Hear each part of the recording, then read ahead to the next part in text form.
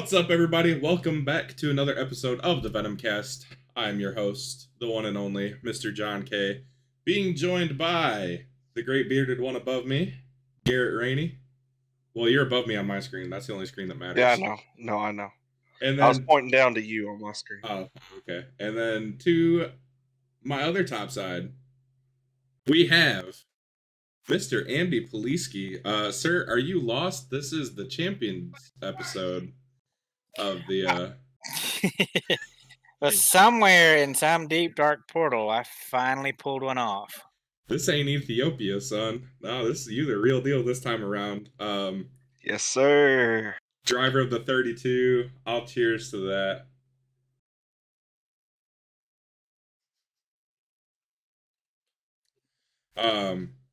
Two race wins on the season. I don't even know what the final points gap was. It was still pretty big. Says 48 on the most recent of the points postings that Mr. Paul Ellison does through Sim Racer Hub. 2 wins, 9 top 5s, 12 top 10s, 3 poles, an average finish of 6.81, 53 incidents. I think out of everybody in the top 5, only one person, 2 people had less. Steve with 52 and Nathan with 50, and Nathan ran 2 less races than you, so, or 1 less race. 2 less. 2 less. Yeah, so, very, very good season, obviously. Been knocking on the door for quite a while, so how does it feel, champ? Oh, it feels great. It's nice to finally get over that hump and close one out.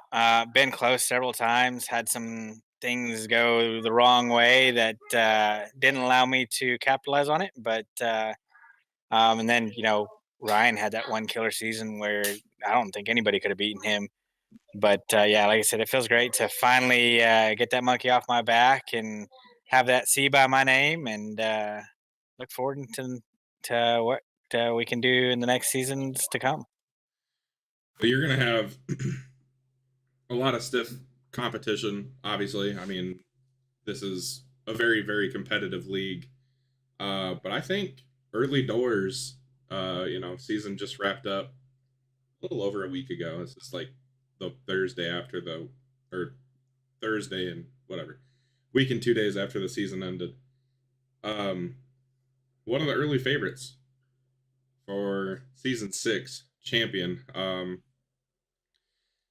It was, I think, you didn't lead the points the whole season. I'm trying to figure out which race it was that you took the lead. I know you, Jeremy, I think Paul Ellison led the points at one point. Yeah, Paul led Steve was up there most. Steve was up Ryan there. was up there. Yeah. It was for a long time. It was a really close battle between all of us. I want to say it was right around Martinsville when I finally took the points lead, or after Martinsville, I took the points lead. And it stayed close up until the last 4 races, I think. And then I kind of opened it up from there. Yeah, a lot of the guys you were racing against, Jeremy, down the stretch, had a really rough go of it. I know one of the races, it's kind of my fault, Atlanta, which we'll talk about later. Ryan had a really up and down season. He told us a whole list of races where if things had gone a little different, it would have, he could have reeled the gap in a little bit. You ended up winning the championship by 48 points, which, I mean, you had a really good season. There's no ifs, ands, or buts about it. You had the right breaks at the right time.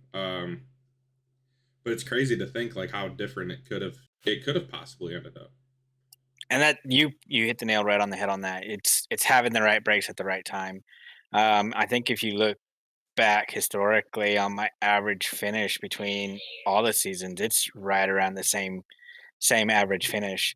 I think it was season 3, I actually had a better average finish. I think I had an average finish right around 5th place, but Ryan had an average finish of like 3rd. So that was going to be like impossible to beat. But like you said, it's just right place, right time, and having the right circumstances go your way. I had a couple incidents where you get wrecked early, or even you get wrecked, and um, to be able to come back from it and make good. I lost my microphone. Sorry. A little bit of technical But yeah, difficulties. being able to have good points days after having trouble. It's just sometimes it's luck. Goes your way. There we go. Your microphone came back to the right microphone. Yeah. But Just to hit a few things. Obviously, Andy, congratulations, man. It's well deserved, hard fought. It's about damn time. Let's just be honest. Let's Oh, get yeah. that out of the Oh, way. yeah. Oh, absolutely. It's what, 3 in a row. You've got nothing to prove to anybody as far as this league's concerned. I mean, you've been there consistently. It was going to come. There was going to be a time. You did what you had to do this season. Just I wanted to reiterate that again. I know I've told you that, but I truly mean that. I believe you could easily have 3 right now. You've had bad luck, you've had good luck. Other people have had better luck in some situations. But this season, I mean, we can sit and talk about what ifs, this, that, and the other. But Andy faced adversity just like everyone else. Andy had races where, he would get taken out, where he had no control over the situation. I mean, late in the season, we saw that happen when he practically had the championship locked up, but he still got taken out, and it stayed open for an extra week because of it. And I mean, that's not to take anything away from anyone, but Andy earned it. He put in the work. He fought. He went through adversity just like everyone else, and he come out on top, and that's well earned, well deserved, and I just want to say congratulations. And if there was a Vegas betting on it, I think you would be one of the favorites for sure going into season 6. But yeah, I appreciate it. Like I said, I feel like I'm a strong contender every season. But yeah, like you said, it's just like everything kind of fell into place where it just worked. We joke around a lot about having the golden horseshoe, um, and it's sometimes that's what it is. It's just having the right luck.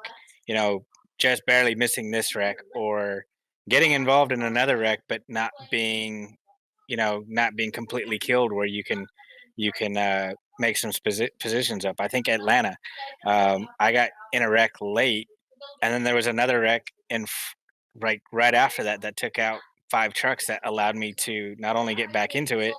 I was pretty well reserved at Atlanta. I'm going to finish 17th. I wrecked with, less than 10 laps to go.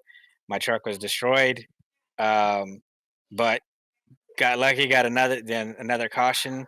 I think five trucks got taken out on that one. Picked up those positions, got some damage fixed, and it worked. But then again, the next weekend at Wilkesboro, fighting for the lead, can't avoid a wrecked truck and got taken out 50 laps into the race.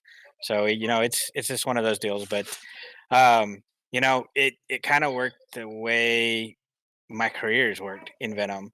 The first 3 seasons, it was close but no cigar, and then I just started reeling off wins. Um, and it's just it'd be really nice that the championships work that way, but it does take a lot of things to go your way to do that. Yeah, that was one thing I was gonna bring up, and I'm glad you brought it up. Atlanta, I think you went from, you said what, 17th, 18th, and you finished in the top 5, right? You were I finished second. You were fighting, yeah, you were fighting for that. I wanted to say that, but I didn't want to be wrong, so I just went with the safer option.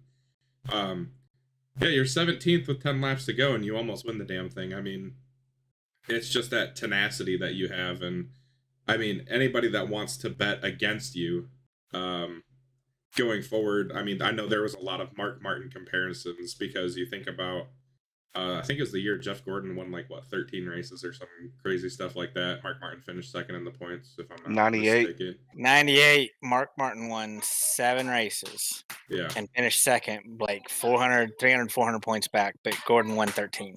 Yeah. And then it was 34 races that season, and between the two of them, they won 20 of them. Yeah. It's just one of those things, like you were talking about that season Ryan had where he had an average finish of 3rd. It was like, man, is Andy gonna end up getting one? And I'm like, Garrett, I'm so happy you did, man. You deserve it. You're a threat at every single track, no matter what configuration, right turns, left turns.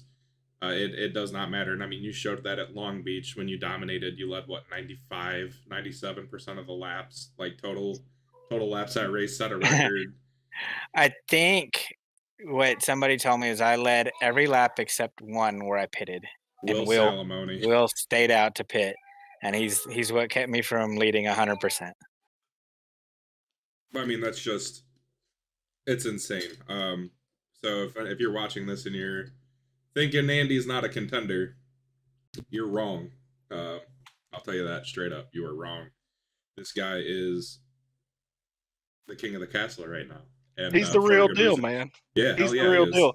Here's the thing: if anybody's watching this and they don't know this about Andy, Andy's the guy. He will get in a practice session with you. He'll tell you exactly what he's doing. He'll watch you and tell you what you're doing wrong, and then go out and beat your ass on Tuesday night doing exactly what he told you he was going to do. Yep. And Yeah. that's what makes Andy great. And you know, he's a great person. He goes out, he's willing to help, and will help anybody at any time. And it's great to see that it's finally come full circle for you. Yeah. Because you put in a lot of time. You've been here since day one, if I'm not mistaken. Yep. And you put in the time, you put in the race, you've had the wins. You've been there. And it's awesome to see to join that small fraternity. Nathan, Ryan, and yourself as the 3 champions we've had in the 5 seasons. I know it's got to feel good for you, but it feels good to see it from the outside also, because I know what it means, but I also am happy to see it be you. I mean, there's other people I think it would be great to see as well. Don't get me wrong there, but it is great that you finally got one. Yeah, it does feel really good to finally, like I said, finally get that monkey off my back, get that championship, be up there, in the like you said, my name's in a lot of the records. But you know, it's one thing to have the wins or whatnot. You know, you're judged by championships as in anything. Anything sports, you're judged by your championships. Doesn't matter how many wins you have; it's how many championships you have. So it's really nice to have that now. Yeah, I mean everybody can stop the Mark Martin comparisons. Andy's way better, obviously. No, man, I genuinely think the Mark Martin comparison, not the championship thing, obviously, because you have one now, but man, smooth drivers, very considerate, willing to help others learn. I know I probably don't win Darlington if you're not in every practice session with me. I was watching you set hot laps, and I was like, okay, I need to pick up the pace here, or I'm gonna suck. Iowa was this season my favorite moment. A little bit of vindication for myself. Late in the race, I watched you drive off, and I was like, damn, there goes Andy. I'm never gonna see him again. And I started reeling you back in near the end of the race, and it was like, okay, maybe I haven't completely lost it. So it's man, racing with you is such a joy. And I mean, Eric or Garrett, I was looking at Eric's name in the points.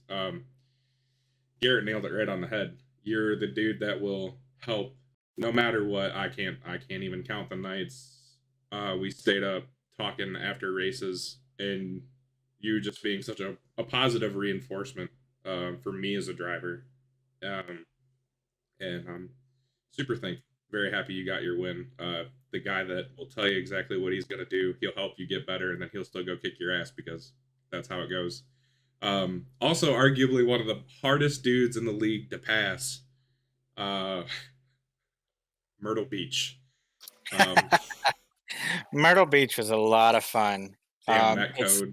Yeah, I don't know. I feel like I'm part of it. Like it's net code.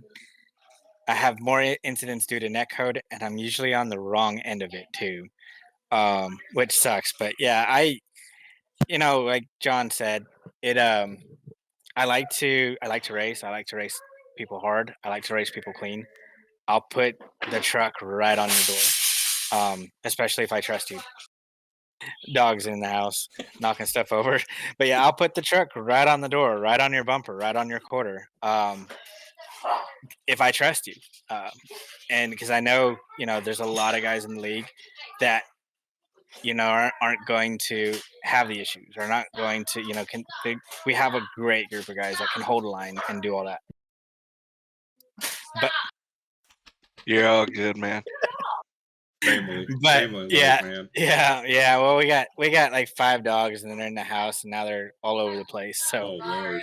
but yeah, like I said, I use that competition to not only get myself better, but I like to help other people get better because it makes the racing funner. Um, the races I've had with you, the races I've had with Garrett, we've pulled 10 laps side by side with each other. That's fun. Um, Long Beach, when you go out and dominate like that, that's fun too. But at the same time, if I could battle somebody, that makes it even better. So I do want to talk about something that you you didn't really bring it up, but you're talking about racing door to door with people. Season's winding down, late in the race. You talk about Atlanta coming rallying to finish 17th a second. Wilkesboro blew up, tough break. It was pretty early in the race too, so I mean, not much you could do recovery wise. But Darlington, run me through this. You and Nathan door to door. Championship's not locked up, and there I can pretty much I have an idea of what you're gonna say, but was there any thought of to hell with this championship? I want to win this race, or was it just there was no thoughts about the championship? It was just all about that one race. So early in the race, it was about the championship. I ran Nathan kind of hard early, but I could never get underneath him without putting us both in a compromising spot. So I would back off, and it was just okay. I'm gonna race smart. Gonna race smart because that's what got me here. It's what got me in the points lead is racing smart. After I beat him, and I can't remember. I think it was TJ off of pit road. That kind of went out the window. I'm still a racer, and it was I can win this race. And the way I lined up, I thought I had it perfect where I was going to have Nathan trapped behind a couple cars. So it was I'm going to win this race. I'm going for the win at that point. So unfortunately, my plan didn't quite work. He got around those couple cars pretty quick, and then we went out and battled. And I knew if I could keep him behind me based on being behind him earlier, if I can keep him behind me for 10 to 12, maybe 15 laps, he was going to start to abuse the right front coming off a two with dirty air. So that was my goal, was to keep him behind me. So when he got the run off of me into 1 and 2, I knew if I could kind of pinch him down, that I should be able to get the run in the middle of the corner and get him off the exit. Unfortunately, netcode kind of got the better of us. But at first when I in the middle of it, I thought he kind of came up into me. But at that point, after wrecking, it was focus. It kind of realization. I need to try to salvage points because I just threw away. My mind. I just threw away the championship. All I had to do was finish fourth, and I was running second, and I threw it away. But it's just like salvage what I can. End up coming back, I think, to 11th. But after watching the replay, seeing how me and Nathan ran into that corner and what iRacing did and with netcode, what would have happened was exactly what I thought was. We were going to run door to door into the center of the corner. I would have pulled out a little bit of a lead on the center of the corner and had a better run off the exit. He would have had to pinch down and would have probably lost the position to Steve on exit because Steve would have gotten run underneath him, and it would have sealed the race. Unfortunately, stuff happens, but it is what it is, and we'll go to the next one and race them that way again. That was pretty impressive. Come back and finish 11th. You were on your side. Like I passed you and went, holy shit, that was it. and then I wrecked myself too, unfortunately. That is kind of where some of the luck comes into play. That was easily a wreck that could have blown the motor. I could have ended up on the roof, and had to tow and been lapsed down. And instead, I got on the side and it got back on its wheels. Not terrible damage. I think it was only like a minute and a half worth of total damage. So I was still able to maintain some speed. Never really lost the lap. It just kind of, like I said, those are the kind of things that you need things to go your way. Garrett, anything else you want to say to the man of the hour? Well, I had some other things, not necessarily to ask Andy personally, but most of the season you were battling teammates for the lead, right? So you had Jeremy up there, you had Steve up there. Now, and then of course Paul was up there, who's somebody you raced with for a very long time. Ryan was up there. I mean, how does that team dynamic work when you're going into a race? Week 7 of a season, 3 of your teammates are in the top 5, or 3 of you guys with your teammates are in the top 5 in points. I mean, is it I'm looking out for number 1, or is it still, help the team, have a good day? It's kind of a thing where it's a really great cross between everything. We're always looking out on what we can do for ourselves first. Can we win? But at the same time, like Pocono, we finished 1, 2, 3, and it was about, I don't remember exactly when on the race, but it was at one point it was just like, you know what, I'm good where I'm running.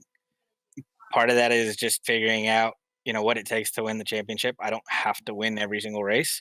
It was just that realization. Okay, I'm running second. I'm running third. That's okay.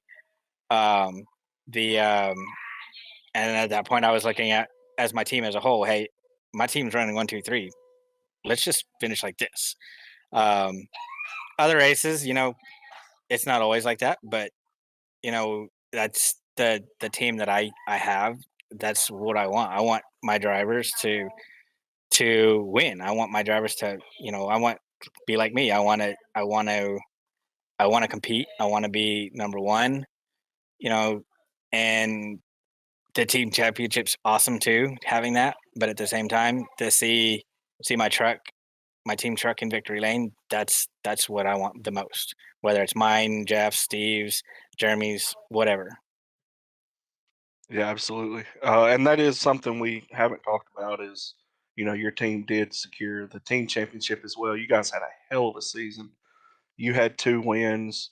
Vroman was up front every race. I still don't understand how Vroman didn't win a race this year. 8 top 5s, 10 top 10s for him. You actually had 9 top 5s, 12 top 10s. Jeremy went out there and won a race this season. And then Jeff, of course, he's always going to be a threat. He won 3 races this year. He had some bad luck as well. He ended up missing a few races, I believe. But Yeah, I think I mean, Jeff missed a couple, but all of you guys were in the top 11 in points. 3 of you were in the top 7. I mean, that's an incredible season from a team standpoint as well. Um, it's incredible, and that's kind of why I wanted to ask, that question is, you guys, the 4 of you on Broke Guy Racing, are all a threat every single week to come out and win a race, dominate a race even. I know we run the VCCS series together as well, and I make jokes that if Steve gets out front, he's gone. You're not gonna catch him because he's so smooth. He hits his marks, and to see a 0 in the win column beside his name in this league is incredible to me because he is so good of a driver, and it's phenomenal to me that guy doesn't have 2 or 3 wins every season. I'm shocked that he doesn't. Kind of like what you said, he's just always up front. But it seems like when he's up front, that's when he usually has trouble. Michigan, he's fighting for a win, and um, he gets taken out. Atlanta, he was he dominated Atlanta. He controlled that race. And late race issues, unfortunately, he got taken out. So, but kind of like you said, that dynamic with our team, we all know if we can run up front, the team standings are going to take care of themselves. I think at one point we had 4 of the top 6 in points. So yeah, it's just like I said, our mentality is best points day. You know, whatever you can do, the best points day you can get that. So if that's win, then that's win. If that's running second, let's run second. Yeah, and that's something that, going into next season as a team co-owner, I suppose I should say, me and Paul. I've got 2 new teammates. One of them's in here with us, John. Yeah, I was gonna wait till I was later to bring up team news. well, he was talking about that. It's something I was telling them. I'm not naive enough to think that I'm one of the better drivers on my team. As a matter of fact, I'm the weakest link on my team. But the thing is if I'm the weakest link and I can go out there and piece together a top 10, that's going to be a good day for my team. And I think that mentality that you were just alluding to of, you know, go out there, have the best points day you can, and it's going to take care of itself. That's kind of what I'm basing that on is if I'm the weakest link and I can run top 10, we should have a hell of a day. And that's kind of the approach, that I think I want to go into future seasons with also because, it's not worry about it. Just have the best day you can, and it'll let it all fall into place on its own. That's the thing. In season 4, when Zittle's team won the championship, um, my team and his team went back and forth there at the end. And what it boiled down to was they did a better job of getting max points of what they could get every single week. We had weeks where I would have a good week, and Jeremy and Jeff had problems. We had Atlanta.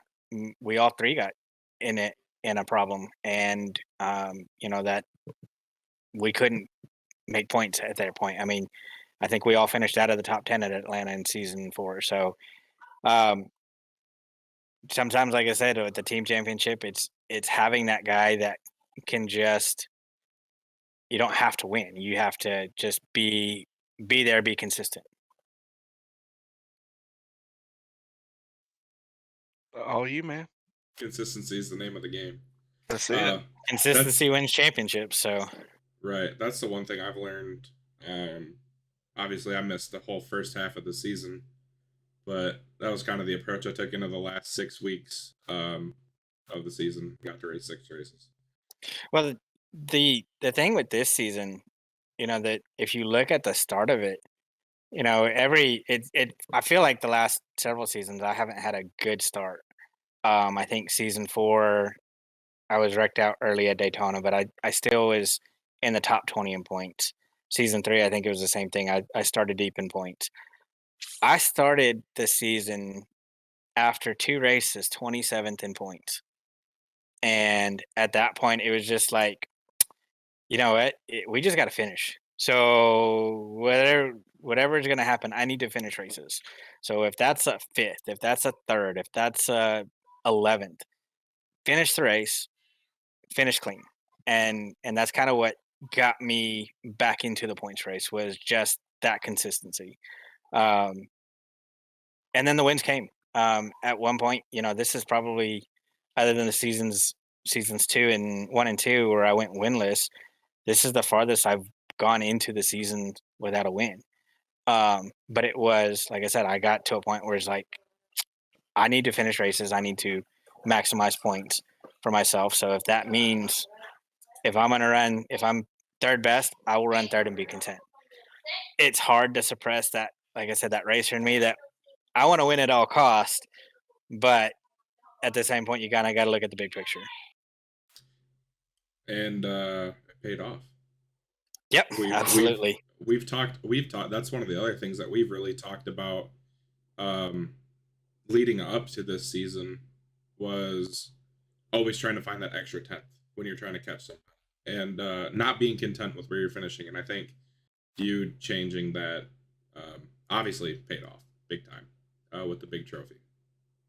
Yep. Yeah. Like I said, it's Brian's season, when I think season 3 when he won the championship, it was just, that's what started to really open my eyes on that. It's like I think I had 4 wins that season, but I finished second in points because the average finish. So it's just like, do I have to really win all the time? No, you don't. And sometimes it's like I said, it's okay to run whatever, but you know, you still want to do it. Right. Winning is nice.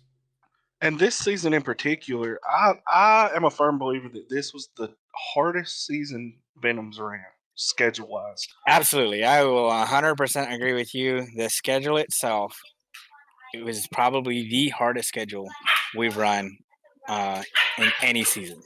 And I think the wins, when you look down the board here, you look at who won races and how many races they won.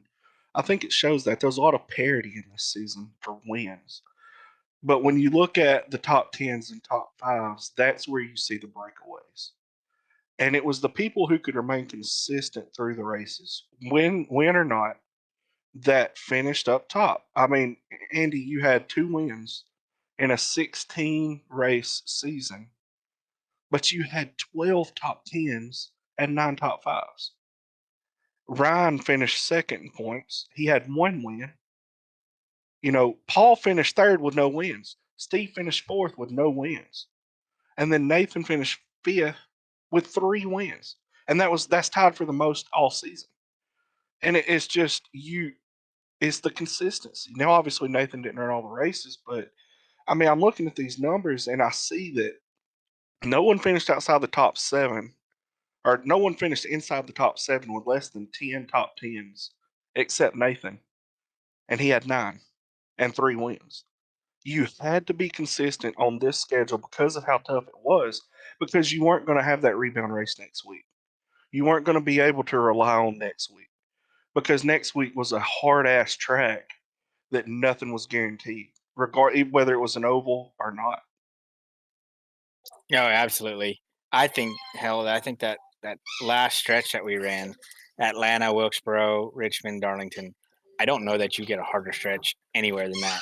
I mean, you have Atlanta, which is kind of a toss up, the way they run it now, but Wilkesboro, Darlington, Rockingham. I mean, those are 3 really, really tough tracks. Yeah, I think the end of that season, man, I wish I'd have been around the whole season because I had so much fun.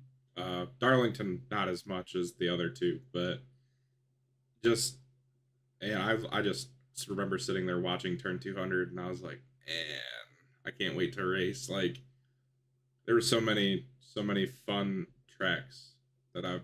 Nashville Super Speedway is the big one that sticks out to me because I wanted that bad, and missed out on it being homeless and all. But yeah, I'm excited. I'm excited to see what season 6 brings. I think it's another schedule that's not easy. And you have to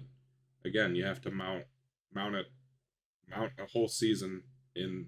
I don't even know. It's not an easy schedule, but it's a more traditional schedule. Yeah. You see a traditional road course like Watkins Glen instead of a Long Beach where trucks aren't, a typical thing to race there, which that race actually surprised me at how well those trucks run there. Ryan did a great job picking that track for something different, to mix it up. But even like Motegi, it's an oval. We're going to an oval. It's something we're familiar with. We can acclimate to it.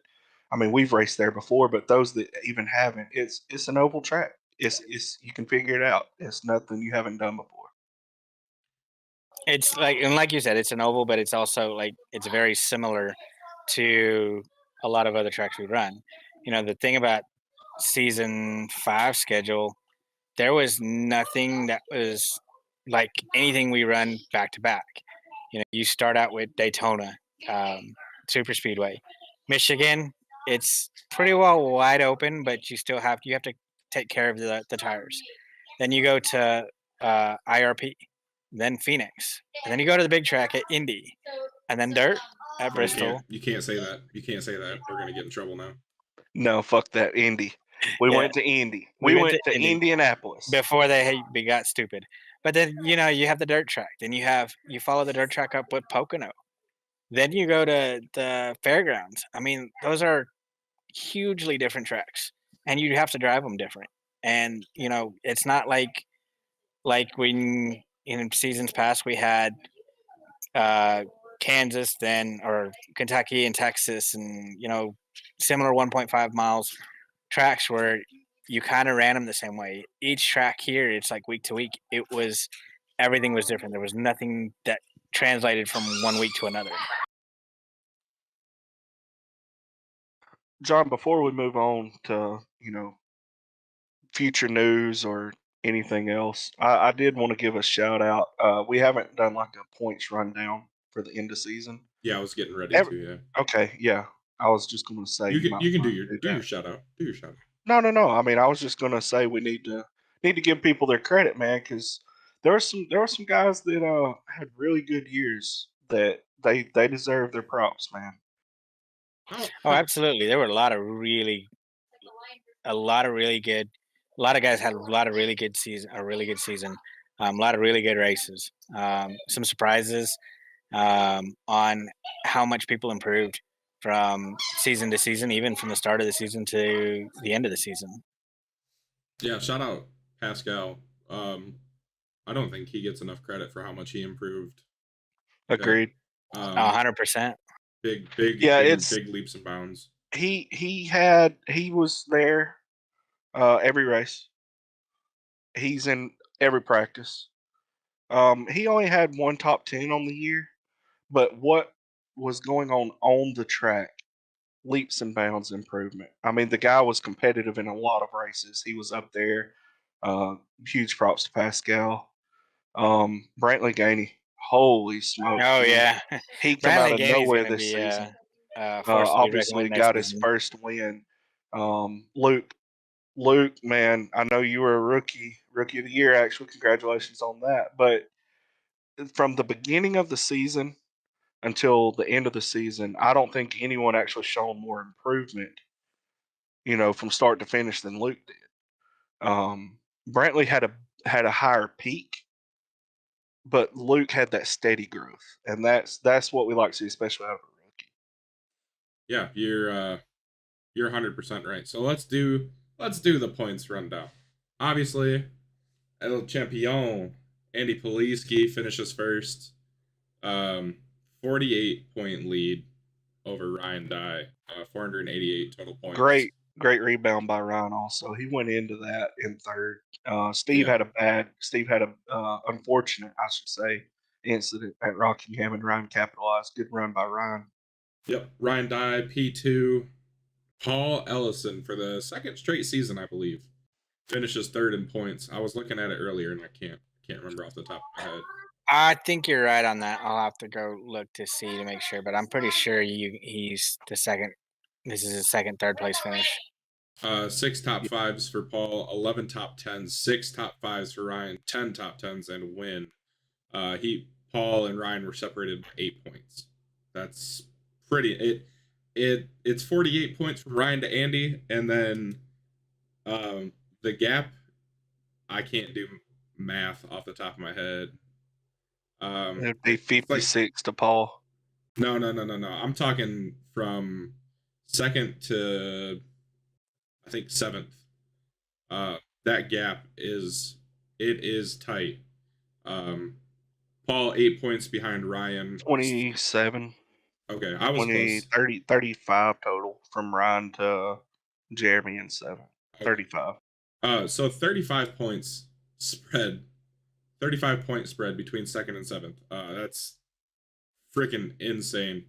Steve Roman finishes 4th on the season, 8 top 10s, 8 top 5s, 10 top 10s. And was in second going into that final race.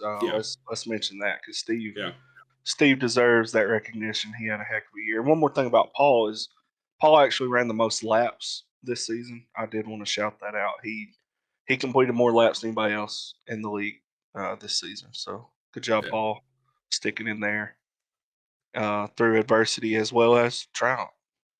Yeah, Paul again. I mean, he's another one of those guys that, like Andy before this season, we could be looking at going, when's his time gonna be? Nathan finishes 5th in points. Obviously, we talked about the 3 wins, 7 top 5s, 9 top 10s, 4 poles, Speed King of the Year award or whatever the heck it's called. Will Salamander finishes 6th in points, 4 top 5s, 10 top 10s. He's another one. He's sneakily getting better and better every race. Yeah, very much so. Jeremy McKinnon finishes 7th in points. Not the end of the season. I'm sure he would have liked. Hopefully, we see him back for the entirety of season 6. First half of the season, though, Jeremy was on fire.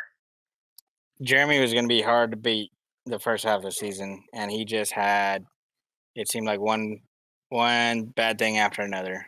Some things out of his control, some of it not, but it just things didn't go his way. Yeah, and that's if he does run the entirety of season 6, everybody better watch out, because if he manages to roll the first half of the season into the second half of the season, good luck. 1 win, 6 top 5s, 10 top 10s. Then Brantley Gainey in 8th. We touched on him earlier. Had the win at Atlanta, first career win. I mean, absolutely huge. Made the right moves at the right time. 3 top 5s, 8 top 10s. Jan Van Leer. I think kind of a quiet season by Jan standards. Very quiet. In my opinion. If he comes into season 6 the way he ended season 5, expect Jan Van Leer to be top 5 in points. I can't wait for Jan to win. Jan had a hell of a back half of the season. And it showed. He was very fast at almost every track. And Brantley too. That's really that whole team. That back half of the year, man, something happened and they come on. Yeah. Michael Dean won that damn All-Star race, and they stepped it up.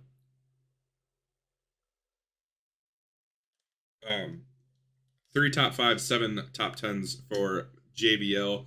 Chad Stearns rounds out the top 10 with 3 wins, 6 top 5s, 7 top 10s in 13 starts. 3 poles too. 3 poles. He was quick. Chad, when he qualifies, is very fast. He is the fastest. Chad, when he didn't disconnect, probably would have another win. Yeah. Chad's up front every race. If he races a whole season, who knows what's going to happen. He's up front no matter if he qualifies up front or if he don't qualify at all, he's going to end up at the front somewhere. Chad's got really good long run speed every single week in, week out. All he does is race too, so he only gets better. You're going to find Chad Stearns in the lobby somewhere. No matter what, I don't think the guy sleeps. I'm sure somebody pays him to iRace because that's all he ever does. It could be the middle of the day and you'll run into him in a friggin' something on an oval. Jeff Langston, 11th, the lowest of the broke guy racing stable, which is crazy to think about. But he also only did run 13 races, 3 wins, 3 top 5s, 7 top 10s, 2 poles. I think Jeff was actually in the top 5 or in the top 10 up until the last race as well, and I think he missed the last race. Was he not there at Rockingham? That's correct. He was in 10th going into Rockingham. Oh yeah, it does say -1 in front of his name. I forgot that was the thing. In 12th, the officer Eric Breeding with 1 top 5, 7 top 10s for EB. Big news update coming soon on Mr. Breeding. Corey Rutherford. Rutherford. Yeah, I know I'm saying it wrong. Corey finishes 13th, 1 top 5, 3 top 10s. Some of the best looking trucks. Not the chrome one though. That was awful. No offense, Corey, but good lord. It was a distraction tactic. It had to be. In 14th, the mega star Michael Crawl, 2 top 5s, 5 top 10s. Sportsman of the year, by the way. Sportsman of the year. Yeah, I meant to do the awards before this, but it's fine. We're gonna keep rolling. We'll hit them as they come. Michael Dean in 15th. All-star race winner Michael Dean, by the way. Pretty impressive stuff. Held off Wrecking Ball Ryan Dye in the All-Star race. 1 top 5, 5 top 10s for Michael Dean. He's another guy. He has speed a lot of weeks, but always just seems to get caught up in somebody's crap. It's really unfortunate. Yeah, that's something Dean and I shared in common this season was we both wound up in something every freaking race, it seemed like. And a lot of times we were side by side on the track. when it happened. Speaking of, we don't have to talk about that. All right, in 17th, we have Luke Peterson. 1 top 5, 4 top 10s. Garrett finishes 16th in the 16 truck. 5 top 5s for Mr. Rainey. That first one's coming. That's a promise. Cole Maxwell finishes 18th. 1 top 5, 3 top 10s. Getting really far down the list, so I'm trying not to screw numbers up here. Kyle Dumig finishes in 19th. 1 top 5, 2 top 10s. Where does top 5 come at? I don't remember. I'd have to go back and look. I gotta look now. While you're doing that, I'm gonna keep going. Yeah, go ahead. Go ahead. TJ Bartell came in 20th with 6 top 5s, 6 top 10s, and a pole. He had a really good year, but he only ran 11 races. TJ's another guy. He has a lot of speed at a lot of places. Yeah, TJ's good. TJ's good. He's going to be if he does a complete season. I know he came in late in the season. I think he was 4 or 5 races in before he actually joined in. Yeah, I think his first race was at Indy. Is that correct, or did he come in the week before? Either way, Kyle Zittel was 21st. Came in with 3 top 10s. Another guy that just had some of the worst luck you could ever imagine this season. Austin Holyfield in his rookie season, 22nd, came away with a top 10. Pascal, we've already touched on, 23rd in points. He had a top 10. Very much improved on the track, Pascal was. Ethan Patterson, another rookie, showed up. Ethan was there 14 out of 16 races. He was there every week in a lot of the practices, looking for, a big jump next season from him, talent-wise and skill-wise. Paul Sargent, Paul's Paul. He's going to be there, as many as he can be. Where he's going to be. Paul's a guy that he comes in every week. He just runs his race, and he's been quick. There were a few tracks where I was like, holy crap, I'm running top 10 and Paul's passing me. What in the world? I was very pleasantly surprised by Paul Sargent a few times this year. 26th, nobody of any recognition. 27th, Policky. I'm sorry, 26th was Mr. John K., your host for the Venom podcast here.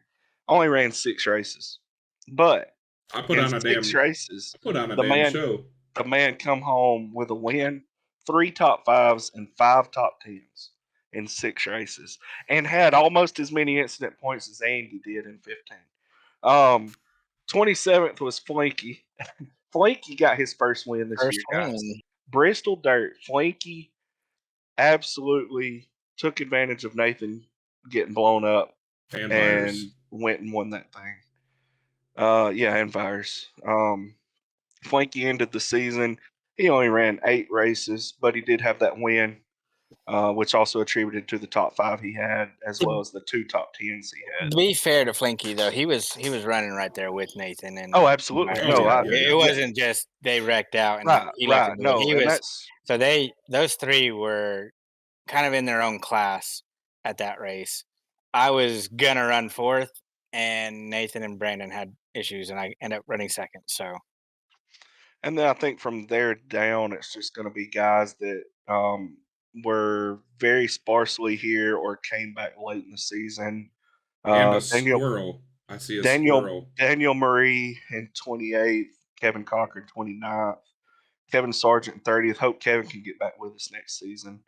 Ryan Boerboom in 31st. Rodney Matney came back. That's his first race since season 2, I believe.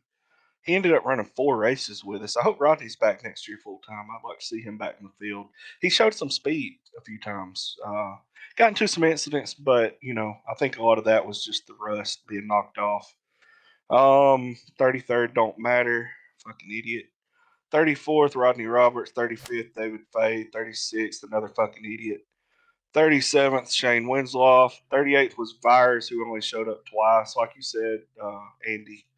Bristol Dirt dude was stupid fast. Just ended up running into some problems. 39th, another moron.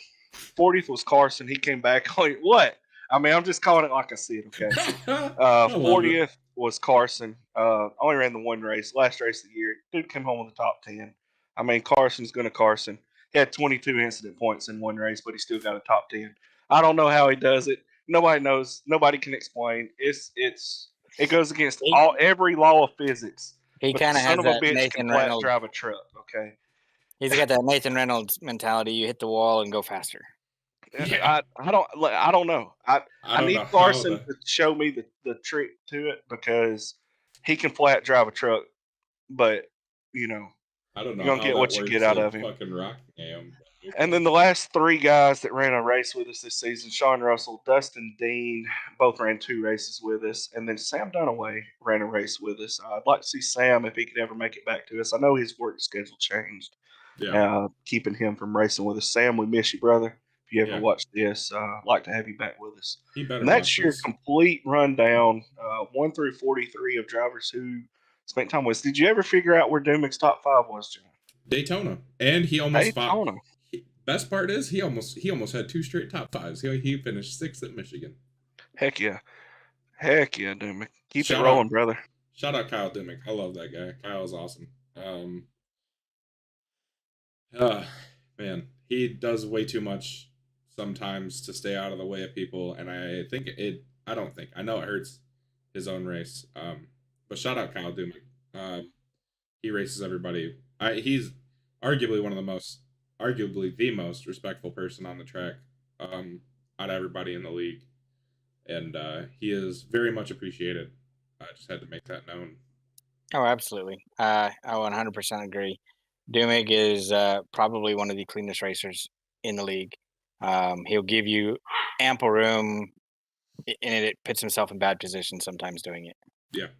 And honestly, most of the incidents he gets caught up in are not his fault. He just gets run in the back of because he knows how to slow down for wrecks. So he definitely doesn't have those ARCA brakes. No, he does not. That being said, I know you mentioned some of them, but we're gonna go back through them. Rookie of the Year, Luke Peterson, well deserved.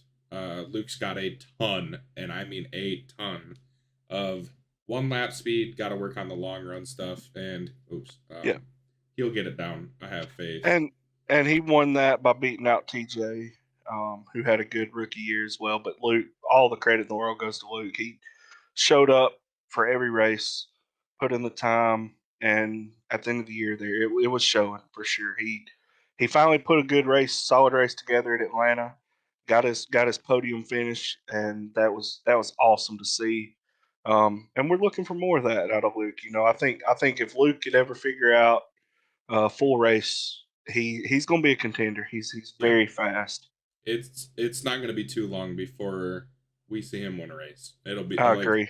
We won't be surprised when he wins either, because it's something that's going to happen. Most popular driver, nobody really cares. Most improved. Come on now. 3rd time in a row, if I'm not mistaken. Whatever. 3 time. I took 3 time. I can't. I have more most popular driver trophies than I do race wins. That's all I care about. I have more trophies than wins. I have 0 wins. That's gonna change.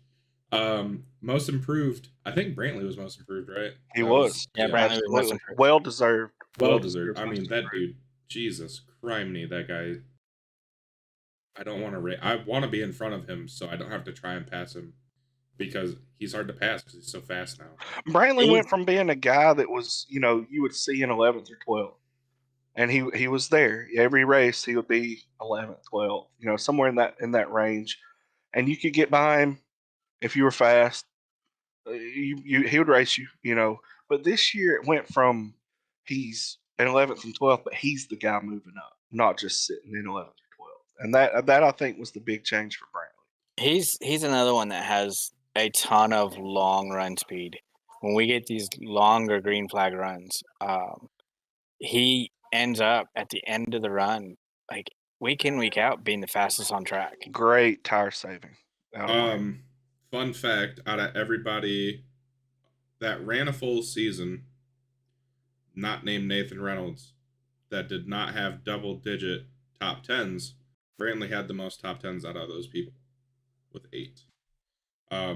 Well deserved. I love racing Brantley. Brantley's awesome. We had him on the podcast. If you haven't watched it, go check it out. After his Atlanta win. Yeah, I mean, he's another dude that when he wins another race that's not a plate race, or pseudo plate race, what the hell ever. Atlanta's stupid.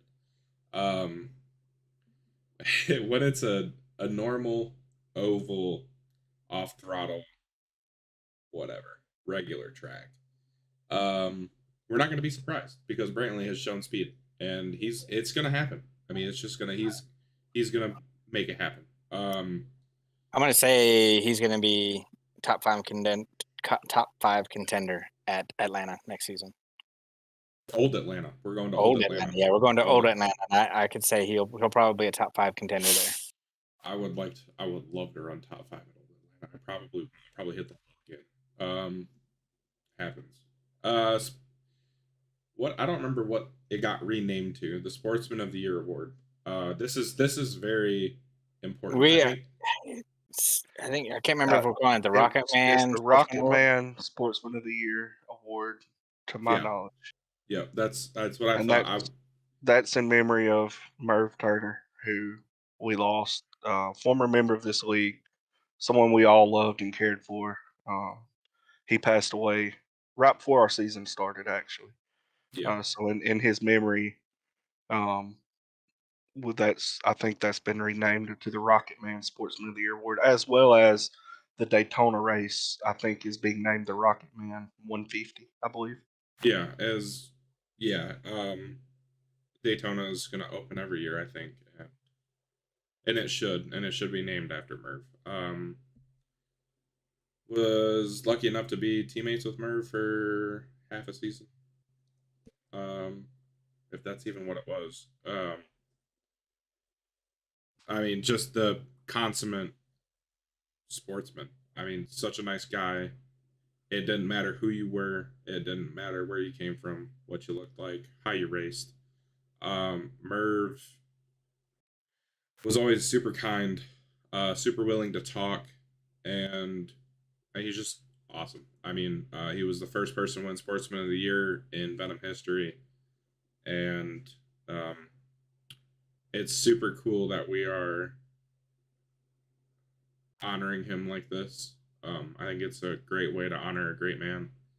And the Rocket Man Sportsman of the Year for season 5 is Michael Krall, a dude who another absolutely great man. Yeah. Oh yeah, absolutely. Took the words right out of my mouth. I mean, there's selfishly nobody more deserving than Michael Krall for this season. Some people think of the Sportsman of the Year award as the Tough Luck award or some bullshit like that, but there's so much more than just on track things that go into this award, and I mean, there's not a single person more deserving this season than Michael Krall, and I just want to make that abundantly clear. That dude is a fucking trooper. He's an awesome individual. He is so much fun to talk to. I'm so glad I'm friends with him. I'm better off knowing him. Whenever you see his name pop up on Discord, it is going to be one hell of a rabbit hole. And yeah, I'm just super. We're all so blessed to have a friend like Michael Kroll. And if you didn't vote for him, fuck you. That's on you. Paint Scheme of the Year voting's not done yet. I don't even know who the hell's in the Elite Eight or the Final Four or whatever it is. If Eric Breeding's in there, I'm voting for his paint because his paints have been awesome. Jeremy's Castrol paint, if it made it, it's going to be a tough one to beat because that paint is Yeah, sick, I think it knocked off my red, white, and blue paint to which make it to the was Final Four. that red, white, and blue paint. Extremely, I shouldn't say extremely, is simple, but very elegant. The Elite Eight was Jeremy's Castro, Garrett's Golden Eagle. The red, white, and Eric, blue one. it cuts off, so I can't tell. Eric Oh, Breeding's Thin it Red was red, Line. white, and blue. Zittle's Razor White. Another Golden Eagle by Garrett. I think that's the The red, red and and gold. gold. The 3 Chi Black from Dumig. Paul Ellison's Mullet Music Productions. I believe that's the Davey Allison throwback. It is. The And Halloween then, one. Kyle Zittle's Power Ranger. Yeah, so we'll probably talk about that next week, 2 weeks from now, whenever we do one. We're in the off season now. It's going to be weird. Yeah. We'll keep you updated if we ever get to vote on the rest of those, which might not happen, but we'll find out. Oh, hey, the tab just opened on because somebody typed in it. Let's talk about some team news, and then we'll end this episode off with our favorite moments from the season. Team news. Mr. Policky, you are keeping Broke Guy Racing as the status quo. Broke Guy Racing is coming back. The band is staying together. So all 4 of us are going to be back, looking to go back to back on those team championship. Gonna have a lot more competition this year. It seems like it's not gonna be as easy. Got some news that we've got a couple very, very formidable teams. Yeah, Ziddlink has. Ziddlink. Yeah. Yeah. Go ahead, Garrett. I'll let you drop that one. Oh no. I was gonna say RNS dissipated, sold off to the Shadow Realm. Oh, wait a second. 3BM, I guess, sold off too. 3BM got caught in some legal troubles, Yeah. and I got to keep the 2 out of it and the font. I have the font for the 2. That's important for the storyline. Ziddle is an idiot and did some negotiations through the team for his sponsors. Mr. Policky, who exactly is the shadow buyer that I've heard some rumors. Well, Broke Guy Racing was a buyer of trying to be a buyer of several teams. We were looking to expand. Unfortunately, we got outbid by every single one. So I don't have an expansion team yet. I had heard rumors that Ethiopia's favorite son may have been the shadow buyer. Hate to see it racing, hate to see it motorsports, whatever the fuck their name is. Motorsports. Hate to see it motorsports. Yeah, that's right. They stole some Alabama gang trucks and crashed them already. So,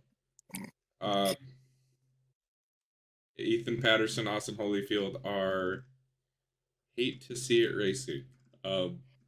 Insert Coins being back next. They'll come back next year. Insert Coins coming back. I think Michael Kroll. They'll be a threat. Michael Kroll is back with Rebel Scum. Yeah, if I'm not mistaken. He's back on Rebel Scum. Oh, tisk. Let me look through this. Work in Progress Racing stays the same. Right. Work in Progress Racing is staying the same. They are actually going to be in alliance with Broke Guy. Who is? So Work in Progress. Okay. They're moving into our shop, so they're going to be into a alliance with us all next season. Possibly adding a second driver. Oh, that's interesting. That's big news. That is big news because I heard through the grapevines that Corey didn't want to expand. So that is big time news. Something to keep our eye on. We've got a driver in line that we're looking at. We'll see how he races and go from there. But yeah, there is a driver in line to take a second seat at Work in Progress Racing. Interesting. I'm excited to see how that So- unfolds. I don't know who it is, but Piston Head Mafia, assuming Sammy and David Fay come back, they'll run with Flinky and they'll be the same. Raging Moose is Kevin Sargent and Paul Sargent. They're having funding issues, so they're struggling to put trucks on track. Unfortunately, because I enjoy racing with Kevin, and there is a clip in the intro video of me and Kevin racing at Texas from season 2. Season 2. Fun fact, Broke Guy Racing. I actually started my career in iRacing from Raging Moose Racing. Season 1 in Venom, I was in Raging Moose Racing for actually season 1 and 2. And then we started Broke Guy Racing in season 3. Kind of like what Corey's team is. We Strong Alliance kind of in their shop and then moved out in season 4 and 5. So had a decent shop in season 4 and upgraded for season 5, and it kind of paid off. And your shop looks an awful lot like Penske's, so we're gonna have to keep an eye on that. Money came from somewhere. Zitalink Racing, interesting. Just when we Interesting thought lineup. Zitalink was going to be dissolved, Yeah, they Ziddle Inc. have- was almost dissolved. Yes. Zitalink was dead from what Kyle said, and then Kyle comes out swinging. Carson that's Mitchell. going to be a strong He team. got some mob money or something somewhere. That's how he paid for turn He 202. did just make a trip to Vegas. He did. That's facts. Kyle Zittle has fired Carson Mitchell from his college development program, which is super shitty. I don't know how Carson's going to pay for college now. But retains Chad Stearns and Will Salamone, adds himself, and adds 2-time champ Ryan Dye. And a new logo. That's huge. That is a huge ad. That is That team really is decent quite ad. formidable. It is really decent. That team could win 7-8 races next year. Yeah. That team's going to be a problem. Garrett, take it away, my friend. Well, I mean, we forgot that Nathan has revived Superkick Did a little CPR. and brought back Superkick Revival Racing, who has signed Brandon Vires, who has signed Eric Breeding, an RNS driver for the past 5 seasons, has signed Carson Mitchell, who I guess Nathan's paying for his college. I'm not sure how that works. He couldn't even pay for 3BM. How's he going to put that kid through school? Right. And then, sorry, Carson. To me, the big surprise there was Luke Peterson. Luke Peterson, a driver who I thought from day one would be, on Alabama Gang as soon as season 5 ended.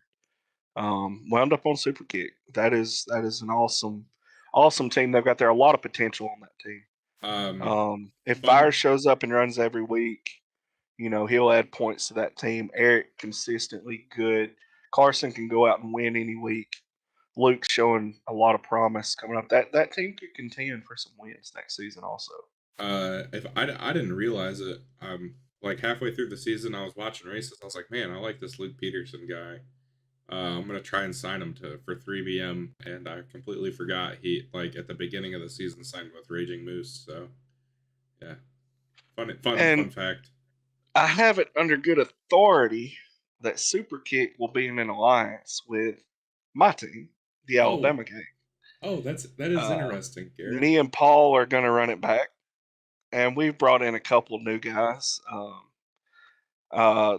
Ethan, of course, started Hate to See It Motorsports, and Crawl has gone back to Rebel Scum. So I had a few open spots, and there was an announcement 3 or 4 weeks before the end of the season that a certain driver was not going to be returning to his team for season 6, and he was bringing his number 2 with him.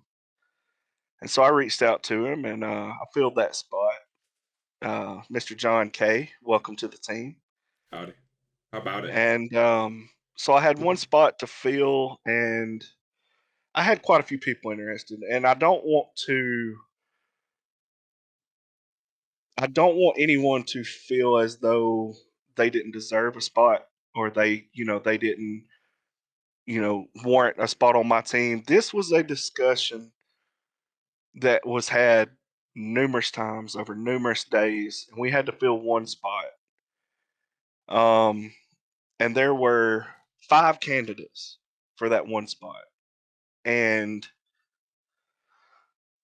Paul and I discussed it numerous times. It was a tough decision because there were situations where if I brought on one person, I had to bring on more people, right? And it come down to a situation where I had one spot, and there was one driver that Paul and I both felt strongly about, thought could bring something to the team that, could help us, and that was Nathan, 2-time champion. He's going to do a number switch this coming year, going to the number 38, which was a number that I ran in my first season and been racing for Nathan with Super Kick. And we're looking forward to next season. The 4 of us. Andy, we're coming after you, brother. Broke guy. I got a target on my back, and I can feel it. Not you personally, just your team. We're coming after that. We're coming There's after a couple that targets actually. There's a target on the team and a target on myself. So. Oh yeah, that two truck's coming. It might not make it, but it's gonna try. If it stays the way that the season kind of finished up on season 5, this will probably be the closest season from 1st through 10th in any season that we've had. And it's going to be hard as hell to break that top 10. Absolutely. Everybody has kind of stepped up their game. I mean, at one point, I think we had, if you had a bad race, you could have dropped from 1st to like 10th or 12th in points. And that was deep into the season. That wasn't like week 2. This was like 6, 7, 8 weeks in. There was 15, 20 point spread between 1st and 10th. And I think at one point, with 2 weeks left in the season, there was only 25 points between 2nd and 10th. So yeah, I really think this is going to be our most competitive season, top to bottom yet. Yeah, it's gonna be a dogfight. It is gonna be a dogfight. Man, I'm so pumped. I think I texted Garrett yesterday or today, and I was like, man, can the season start tomorrow? Or maybe it was Nathan. Might have been Nathan too. You sent that to me as well.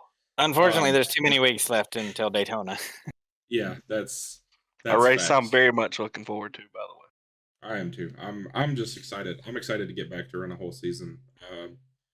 Missing the first half of the season kind of sucked. So, quick rundown of the schedule for season 6, which starts out May 9th. Starts out with the Rocket Man 175 at Daytona. It'll be a night race, 70 laps to honor Merv. Again, just we talked about it. Merv's awesome. Then we go to Old Atlanta, 105 laps on that tricky ass surface. I'm looking forward to that too. I'm pumped. I love Old Atlanta. I'm glad it's back on the schedule. I'm gonna have to figure out that voodoo line that all the really fast guys run and see if I can figure it out. And not crash, because I like to run the wall. I have issues. I don't know, man. Don't question it. Drink and pop and run the top. Hell yeah. That is the motto we live by. Race 3, North Wilkesboro. I'm going to try and defend my crown. Although it's not a throwback race. I probably can't win. But I am looking forward to redemption at Wilkesboro. I think I think that's going to be a good race between us. I think. Oh man, I was like that. Yeah, that's Wilkesboro is such a special. It's not quite Darlington special for me, but Wilkesboro is a very special track to me. I honestly hadn't heard of it until they talked about scanning it for iRacing, and I have fallen in love with it. I wish I could go to the All Star race. Um, Such a cool place, so much history. Canadian Tire Motorsports Park. Jeremy finally gets the race he's been bitching about for like 5 seasons. I haven't even known him for 5 seasons, but Jeremy's wanted to run Mosport. He's sponsoring it. That's race 4, guys. We're going to a road course the 4th week of the season. Me and Andy have already been talking times, so it's going to be a good one. It's a tough. It's a simple layout, but it's such a tough track. There's some very, very technical spots in it, and it's very, very easy to screw up in the truck. That track is so off camber. The whole lap, you're off camber, and it's tough, man. It really is. I ran some laps there, and I finally figured it out. But man, that track is not easy. Oh, it's gonna be a blast. And like Andy talked about, we're gonna find out just how good some of our road course guys are, because the most important part of turning right and left is keeping it on the track.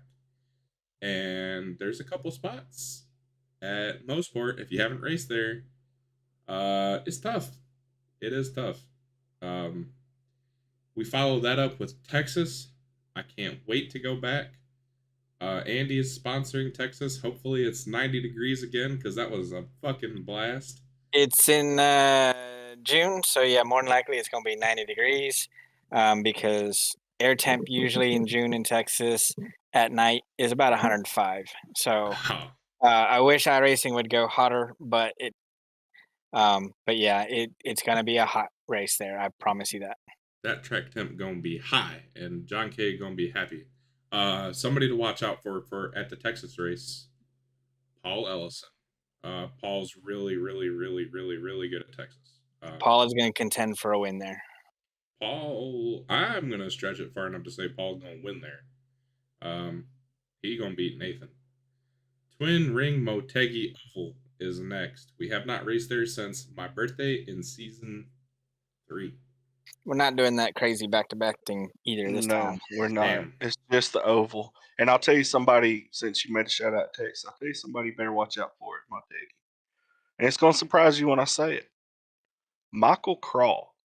When we were there last, Michael Crawl, if I'm not mistaken, you can check me on this, he finished second. And then went out and won the road course. He won the road course first and then ran second, but yeah. If I'm not mistaken, I think he finished second. I know he had a really good run there. I think Michael will be contending at Motegi Oval.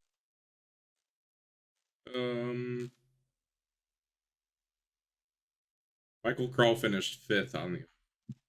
Okay, 5th. I knew he had a good run. I'm mistaken then. I knew he had a really good run. He was really good there. Yeah, there's no mistaking that. I don't understand that track, but I'll figure it out. It's like a flat Darlington, but not. Yeah. Right. No. Yeah. Ryan actually led the most laps and finished second to Carson. So my mistake there. That Michael did finish 5th, but then he went out, took advantage of Andy going off the track early at the road, and just drove away. Drove away from everyone. That's that racer mentality that got the best of me. Just really over aggressive move. But then, like you said, he not only kept it, he drove away from everybody there. So yeah, he was super good there. We followed that up by going to Michigan after Twin Ring Motegi. I'm very excited to go back there. I have some unfinished business there. I get to wreck you again. Yeah, you do. I would like to complete a Michigan race without getting wrecked on the last lap. Yeah. I forgot about that. It's like the new Dover. If we ran 16 Michigan races in a season, you wouldn't stand a fucking chance. If you ran 16 Michigan, 8 Texas and 8 Michigan, I don't know that I'd finish in the top 20. It's all them speeding penalties. You've been hanging out with Jeremy too much. And then Speeding, and then, like I said, getting involved in accidents near the end of the race. yeah, driving over our head, eh? Oh yeah, just a bit of driving over your head. I'm really looking forward to the next one on the schedule. Oh yeah, me too. We go to a track that has not been featured in Venom yet. We go to New Hampshire. I don't know what to expect. I don't even own the track yet. I do. I know what to expect, and I think me and Andy's thinking the same thing. So New Hampshire is going to be very similar to kind of race like Milwaukee. It's very similar layout, very similar banking, and you've got to run it kind of the same way. In actuality, the Milwaukee setup that we built was based off the New Hampshire iRacing setup with very minimal adjustments on it. So it's going to be a fun race. That is going to it's going to put on a good race, I believe. So I should be good as long as I don't get run over on a fucking restart again by some douchebag. It's pretty wide too. I mean, you got room to race there. Yeah, it's a lot wider than Milwaukee. You can actually, and there's a top groove that you can run. I was gonna say there's at least 3 distinct lines. You can run all the way down to the grass, and you can run all the way on the wall, and it doesn't matter. Oh wow! You can be fast on either side. Oh, time to learn how to run the wall on a flat track. Next is the All-Star race. Nobody cares. Oh, whoa! Nobody cares. I love super speedways. Thank you very much. All right. I care. iRacing Super Speedway for the All-Star race. I fully intend on being in that race, even if I have to race my way in for the 3rd or 4th year in a row. I'll give you my provisional at the iRacing Super Speedway All-Star race because I don't give a fuck. It's gonna be a shit show. You say that, and we ran there without a caution.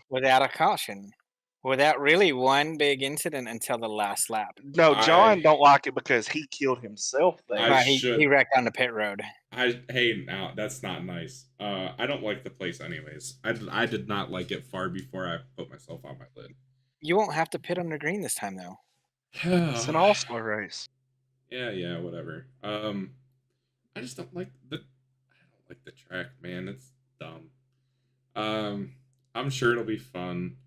Richmond. Dumb or not, it's not as dumb as some, like the Coliseum. So I would rather it be at like a mile and a half, but it is. Yeah, it don't matter.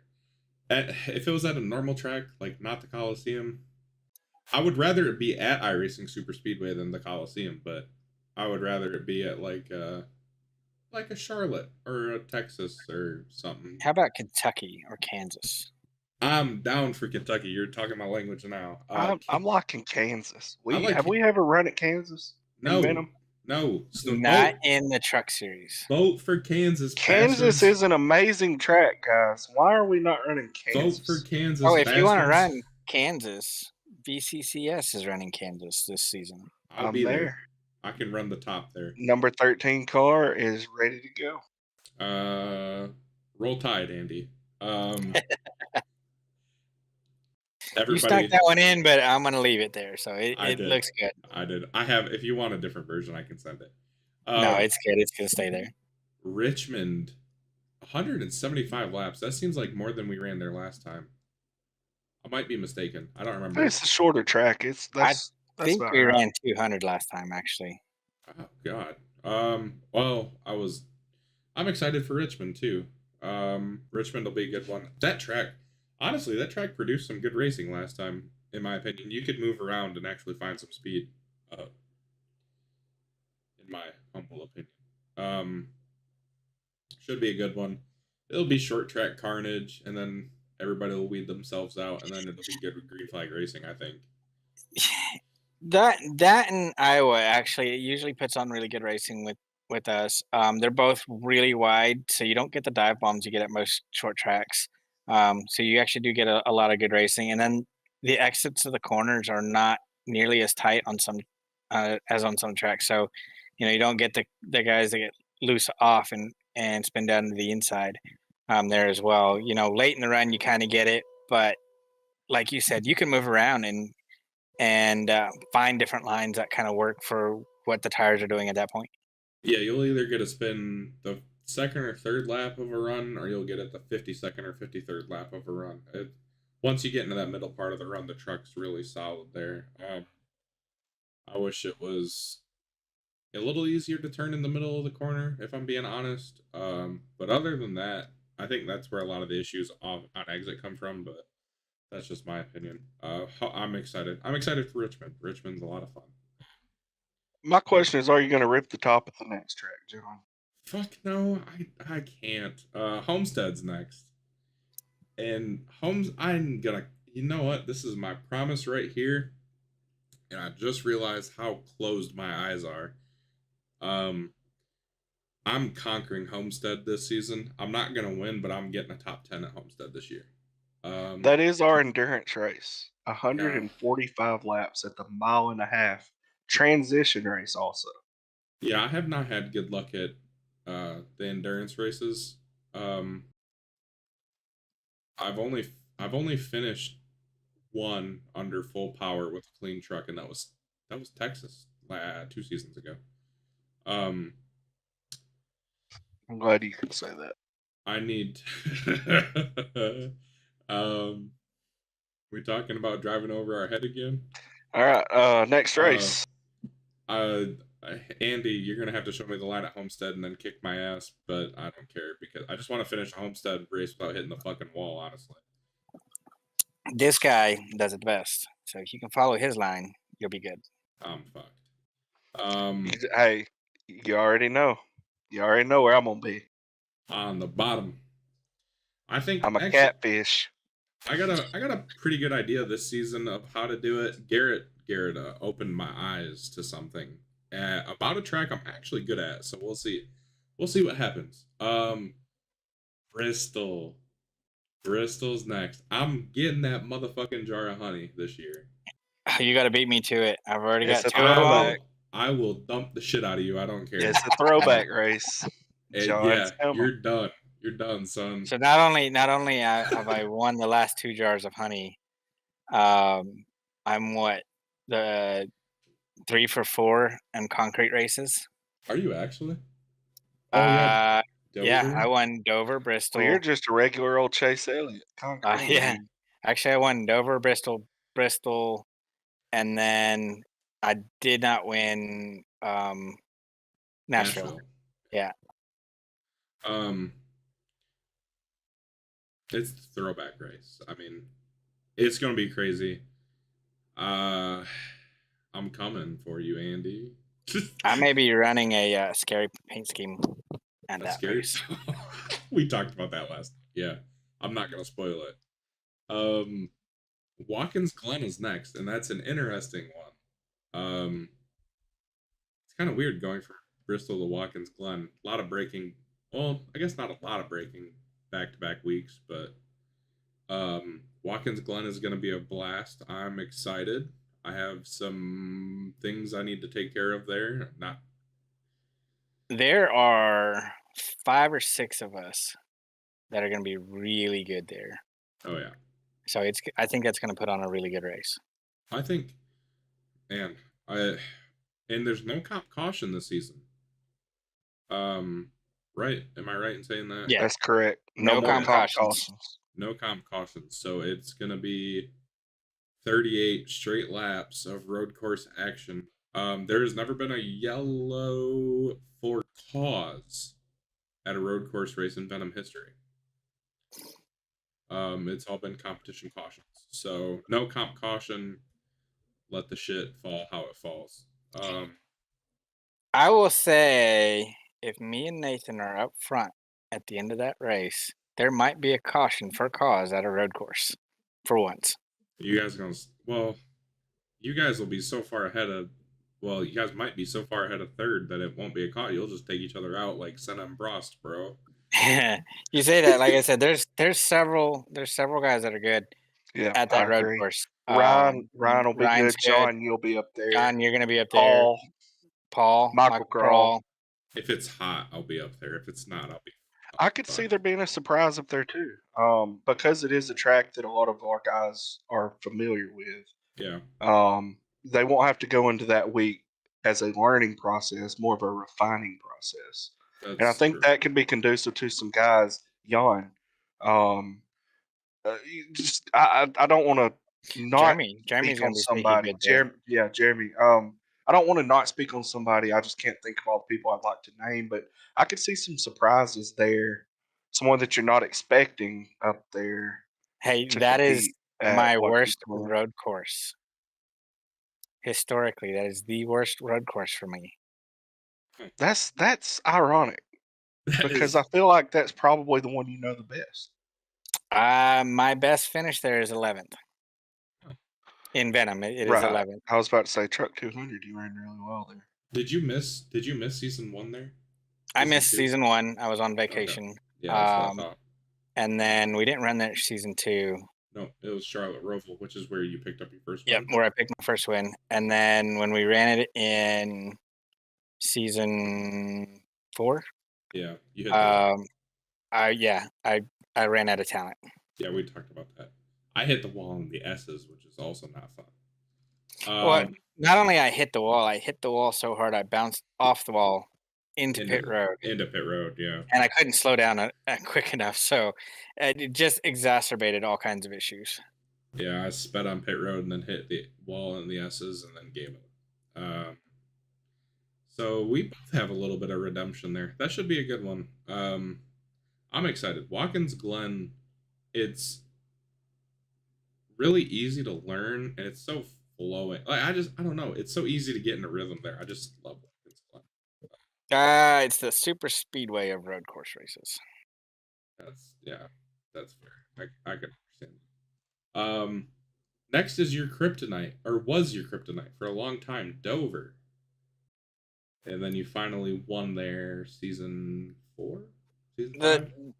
Dover is a track that I always run good at. I just could never finish. I always got taken out in somebody else's mess, which is really easy to happen at Dover because it gets really tight in places. Yeah. So yeah, in season 4, I finally broke through and won. I figured out some things that work really, really well there. So hopefully when we go back there, I can remember what I did and be able to capitalize on that. I have those logged in my head, by the way. I'm going to kick your ass this time. Probably not, but I'm going to try. Knowing and doing are two different things. That is true. That is very true. I'll tell you what, y'all just go up there and wreck each other. I'll be running about 6th or 7th, and I'll capitalize. Yeah, I'm. Dover's fun. I don't know why. Like Dover, I feel like should be such a boring race. I have so much fun there. I think it's the challenge. Auto Club. Looking at you, Garrett. Don't look at me. You better be looking at that other fella in here. Well, I mean, I took out Defending champ of Audio Club. I took out two of my new teammates at Auto Club last time we raced there. Garrett and Paul in one swift move. And I've seen Garrett run there a lot lately. Well, not a lot, but I've seen Garrett run there lately. I think Garrett could be possibly a slight dark horse for that. Obviously, Andy's going to be fast there. Andy's fast everywhere, needless to say. At night, Jeremy McKinnon is going to be hard to beat there. So if Jeremy first, doesn't beat himself, I don't win that race. Auto Club is a track that will eat your tires up and spit them out, though. yeah, And if we get long green flag runs, which I could see happening at Auto Club with it being a 2-mile track, very wide, multi groove, I could see tire strategy coming into play. And if it does, Jeremy is fast, but he's going to have to learn how to save some tire. Yeah. The last time we ran at Auto Club, me and Jeremy, we knew going into it we were stopping one time. We had it kind of figured out. A lot of practice between the both of us and figuring out times. But we had it figured out on the time difference between one stop and two stop. And based on what we were running, there was no way that two stop would win. Um, so that's what our plan was.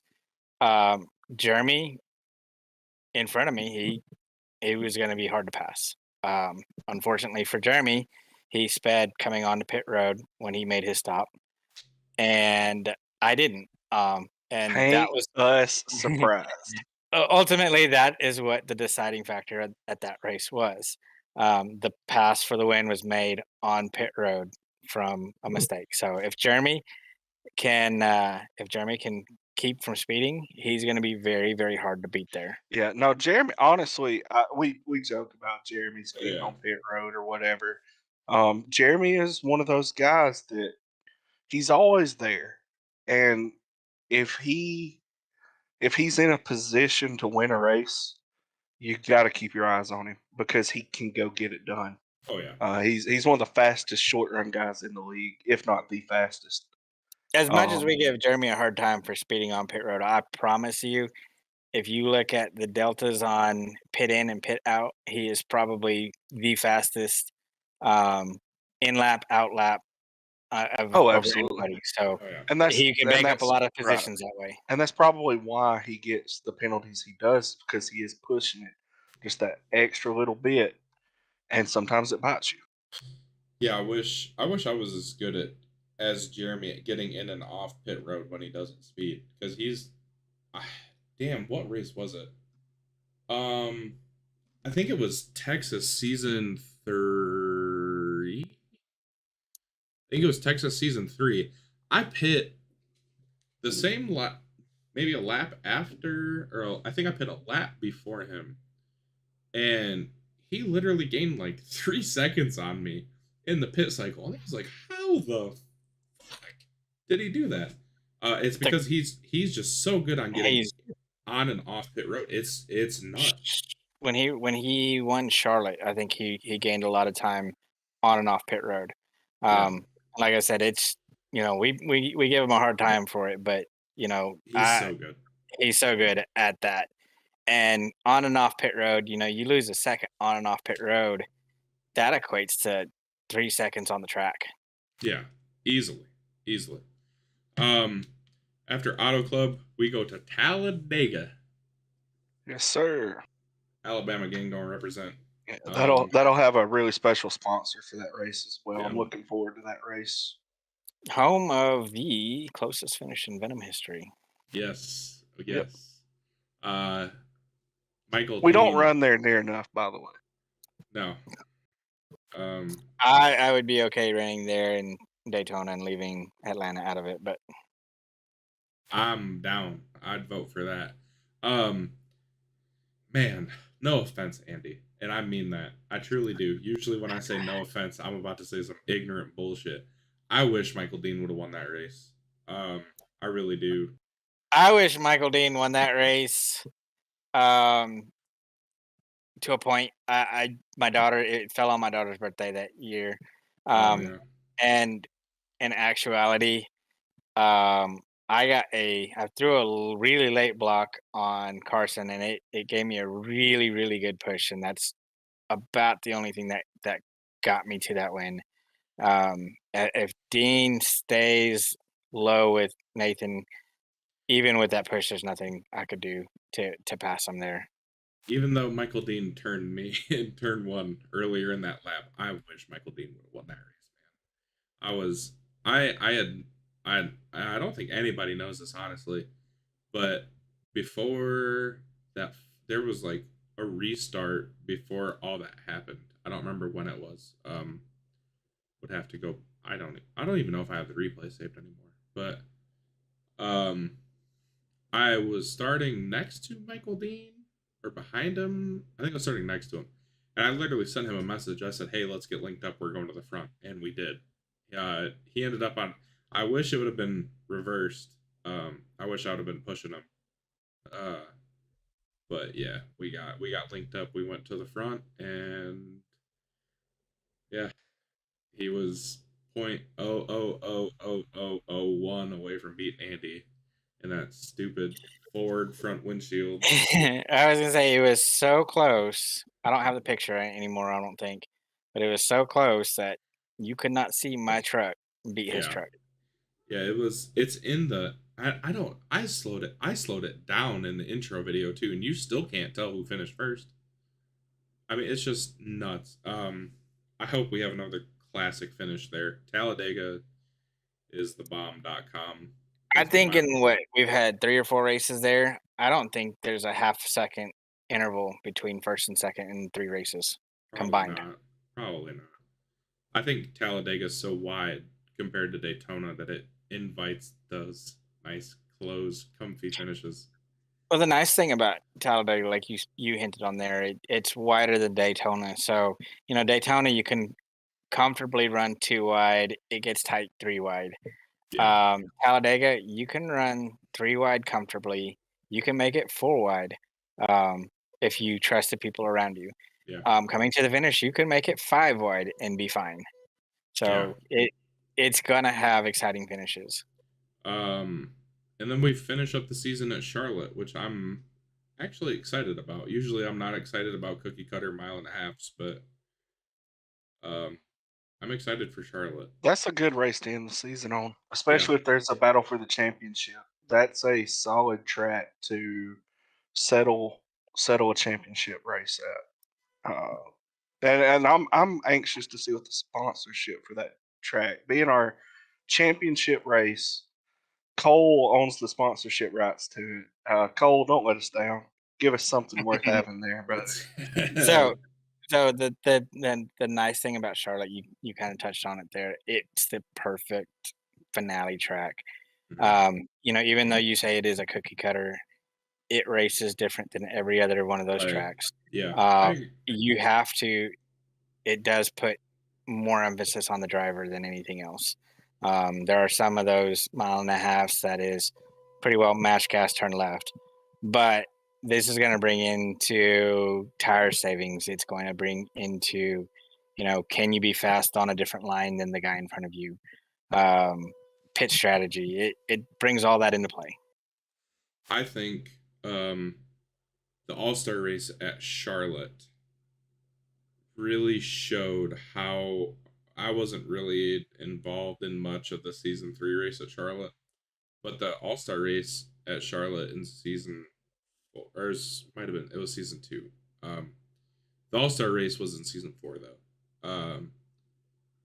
Man, that track's gonna be a freaking blast, dude. I'm very excited. I think you hit the nail on the head there. With it being strategy, tire saving, all that stuff going into it. Oh, well, Garrett, one race you're excited about, real quick. I mean, it's easy to say Talladega just because that is my pseudo home track, but I'm gonna mix it up here. I'm looking at a track like New Hampshire, somewhere we've never been. Something's gonna test our guys. That something that they may have driven it, elsewhere, but they've never raced it with this group. I'm curious Right. to see what that track produces. Andy? I'm gonna have to go with. It's gonna be Wilkesboro. Showed a lot of speed there both times. Um, I, it's one of those, like I said, it's one of those that just really feeds into my driving style. I think a track that you've got to be good on the short run and on the long run, and it always creates good racing there. So I would say, of anything, Wilkesboro is probably the one I'm looking most forward to. I have 3. No, Just no, in the one. last half of the season. One thing only. Oh, I know. I'm just saying in the last half of the season, there's easily 3 I could pick from. I'm gonna call my shot. I'm going with Michigan. That one owes me one.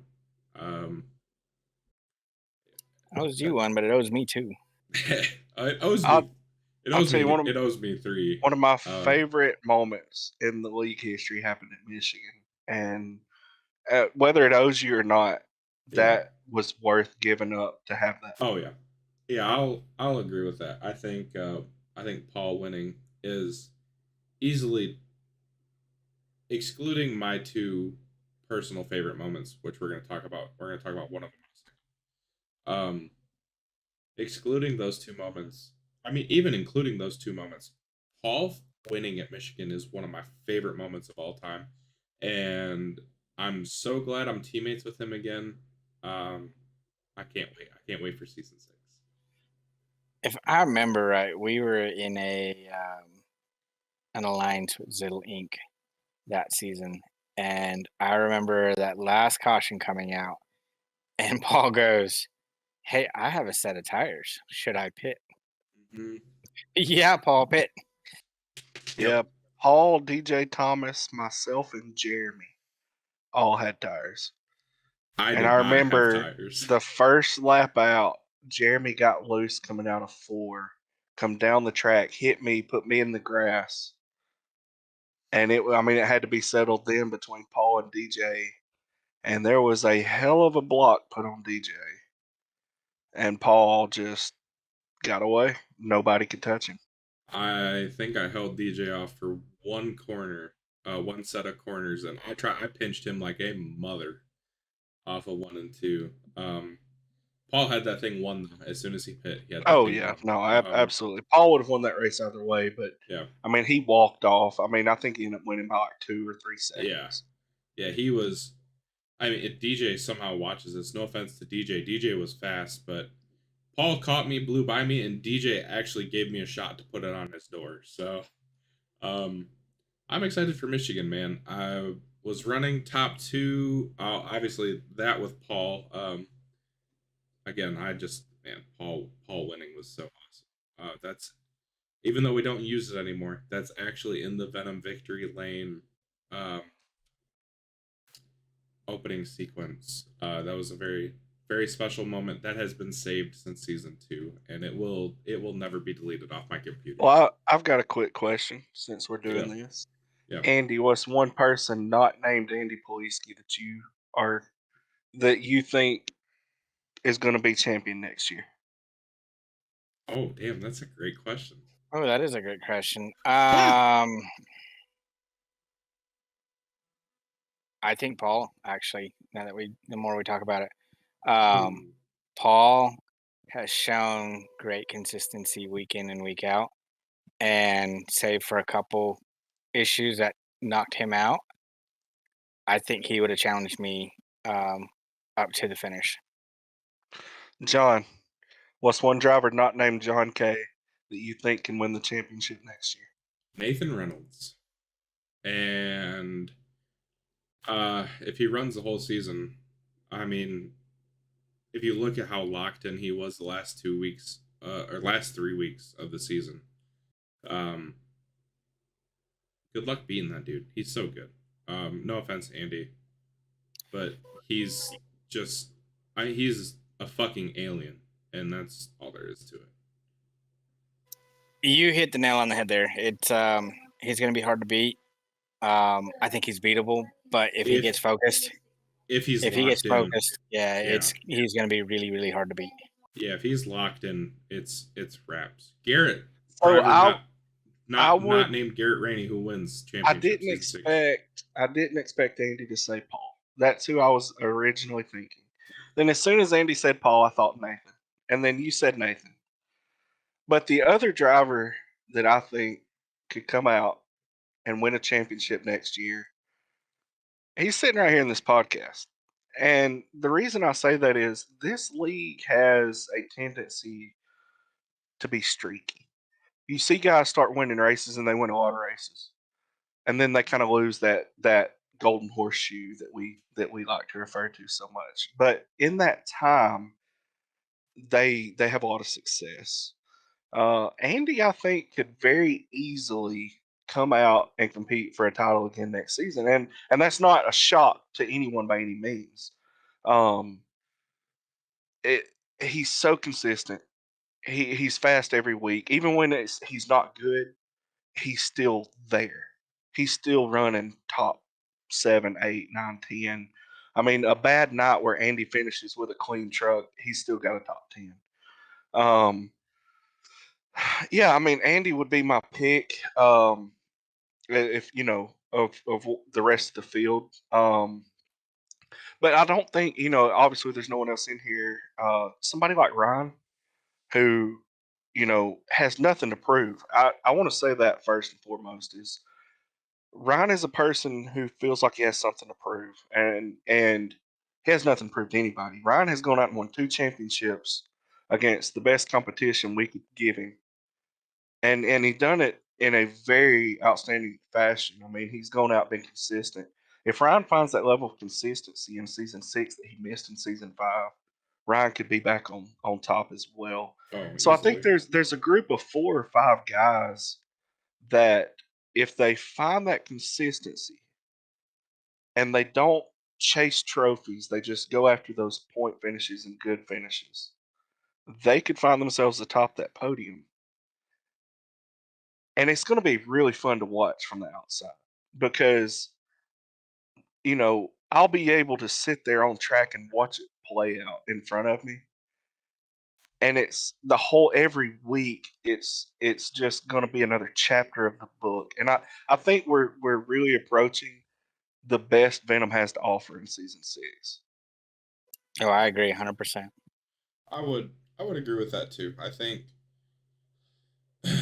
everybody hates NASCAR right now because there's so much parity, right? All the cars are equal. Anybody can win on any given week. Well, what's the difference between us and the NASCAR Cup Series right now? There's so much About $1 million. parity. Well, okay, besides the money and shit, but there's so much, there's so much talent in both groups, right? There's so much talent in NASCAR, obviously. There's so much talent in Venom. We all run the same stuff. They don't run the same setups, so get rid of that. But we run the same setups and stuff. I genuinely think, like, as good as season 5 was, I think season 6 it's gonna take it to another level. And just like you said, Garrett, it's another chapter in the book. And we're writing such a beautiful book right now. It's had its villains, it's had its heroes, it's had its ups and downs, it's had its conflicts and stuff. And You've had your face turns, you've had your heel turns, and at the end of the day, we are one big family. yeah, And absolutely. I'm thankful to be a part of it and still be here and looking forward to another chapter. Yeah, I'm surprised my ass didn't get kicked out a long time ago, so I'm glad to be here. You ain't getting kicked. Well, not now, no, with the old guy owning it was possible. Oh yeah. Surprised it didn't happen. So we'll wrap this episode up and we'll put a nice neat bow on season 5. And we'll do it like this. What was your guys' favorite moment of we'll do top 2 favorite moments. One personal and one for whatever. Non-personal moment. Top 2 favorite moments of Venom from season 5. I will let Mr. G. Rainey go first. Oh God, you're putting me on the spot here. Yeah.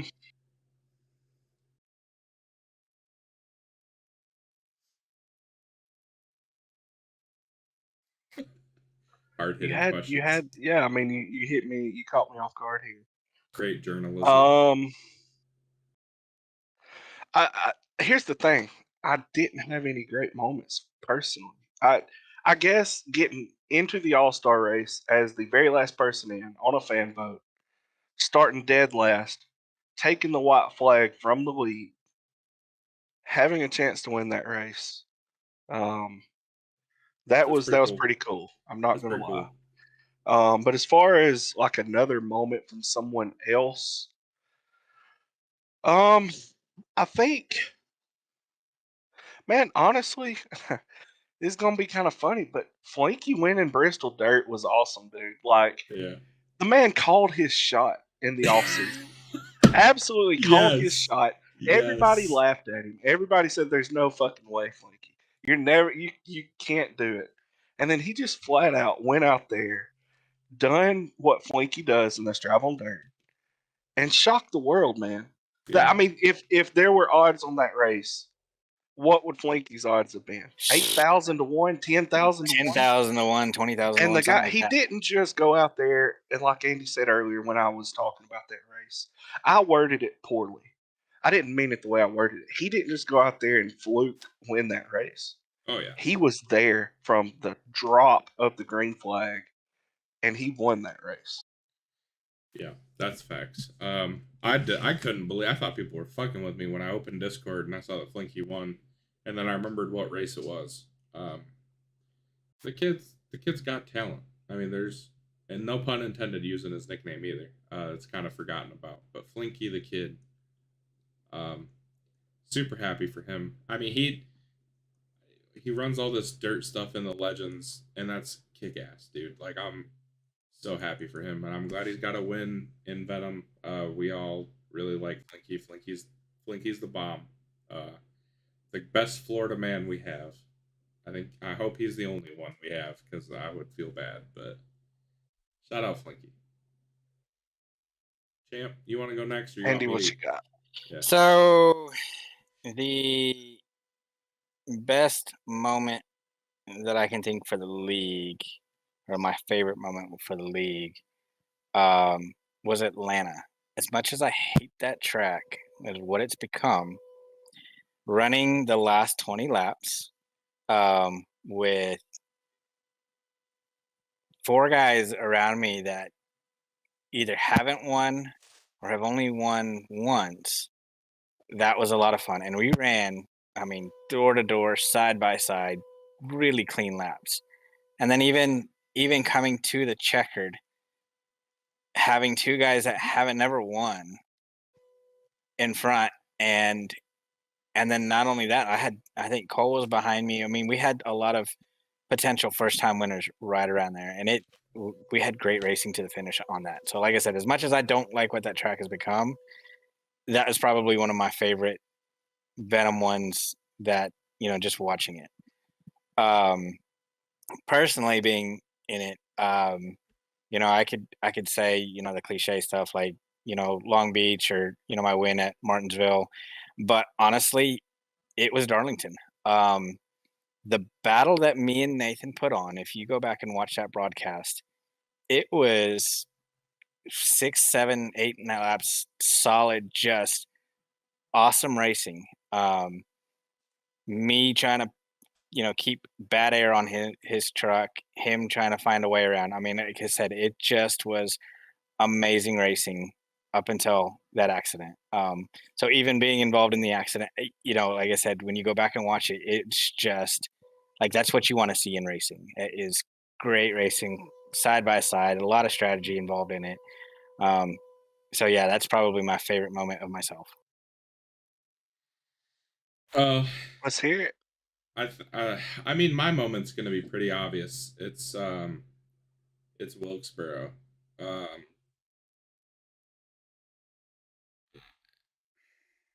Man, it's hard not to pick it. A,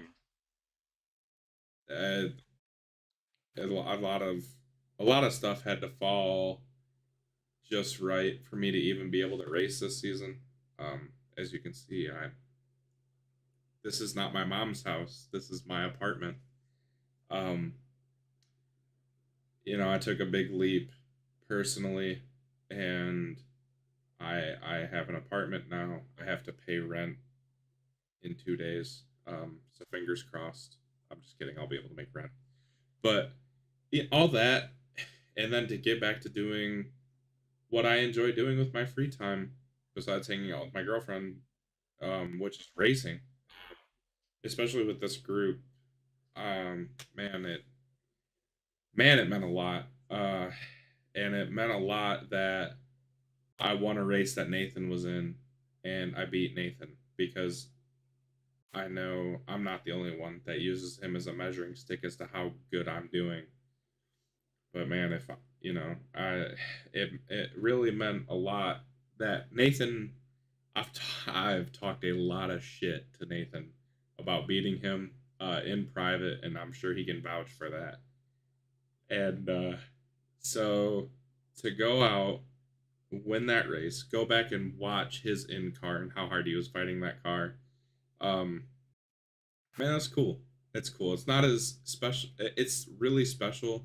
Not quite as special as Darlington, but That is my personal favorite moment. And my favorite moment from the league, and I mean this honestly. And you can tell I mean it honestly because my eyes are barely open. The old Smoky's gone. Andy winning a championship. And it's just because, man, like the past 2 seasons, 2.5 seasons, working with RNS and 3BM Superkick, working with Nathan, Brian, Garrett, Eric, Brandon, Kyle Dumig, Kyle Zittel. I hope I'm not forgetting anybody else because it's just been so much help. They've all made me so much better as a driver. There have been so many nights on Tuesday when I was at college and just hating everything about the real world at the moment. Um, and then being at home living with my mom and really disliking the situation I was in with work and all that stuff. There was so many nights that I would hang out with Andy after races or after practices, and we would just sit and talk. And I talked about it earlier, the positive reinforcement. I get down on myself a lot. I give myself a lot of shit about being bad. It's because I wreck so much in practice. Like, who doesn't sit there and go, "Oh my god, I'm bad"? But so for a guy who is so genuine, who is so upfront with you, who will give you all the tips and tricks in the book and try to make you a better racer so that he can race the best he can to go out and finally win himself a championship. That is super special to me. Yeah, I mean, you're one of the Venom greats, man. You're up there with Ryan. You're up there with Nathan as champs. You're up there with Jeff Langston. Jeff hasn't won a championship, but yet he's won so many races. And that's just really cool to me, man. And I'm super happy. I'm saying that as a friend, not as a competitor or as a podcast host. I'm just so happy that you finally have a 1 in that column, and hopefully next season, give you a run for your money. We can make it interesting. I hope so. That was very nice, John. Thank you. Yeah, sorry, I didn't mean to get all emotional. But, I gotta go. I got some allergies going on here. Me too. I got the white girl drunk tears going. Yeah, that's a wrap on season 5, and what a blast! I'm happy I actually got to be involved in it. I'm super looking forward to season 6 and all the fun it's gonna bring. I'm looking forward to being a part of a new team in the Alabama gang. Andy broke his headphones. He got so emotional. I don't remember who I told this to the other day, but this is the first time I've been a part of a team that's I'm actually on a full team since like season 2, so very excited for that. I'm excited to see what Andy does in season 6 to try and retain his crowd. Did you break your My headphones? stuff's janky. Yeah, these ones have been broke. My dog ate the cord on my good ones, so yeah. Oh I'm my god. trying to. I didn't want to wear my VR the entire time. It would have looked funny with the VR headset on, trying to do a podcast. That would have been funny. That would have been fucking hilarious. But thank you guys for letting me waste 2 hours of your time. Man, I hope everybody enjoyed watching this. How much do I get paid for doing this? I'd say we call it equal for me making the Alabama game video. Fair enough. Make sure to hit the like and subscribe button. Do you guys have any final words? Can't wait till season 6. Like I said, it's going to be a great season, most competitive season I think coming up. So I'm looking forward to everybody being out there. Same. Yeah, I'll reiterate that. Season 6 is going to be a blast. Looking forward to it. Looking forward to the competition. The guys we get to race with on Tuesdays. Not a better group in the world. I swear by that. Love all you guys, man. It's a blast. But yeah, man, season 5, it's over. It's done. Andy's champ, and Done and dusted. it's time to throw it back and see what you got this time. Yeah. Got the target. Come and get it. I want that B post off that truck. Nathan's got to send it to me.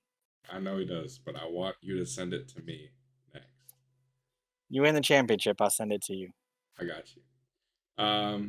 Yeah, that's all. Season 5's done and dusted.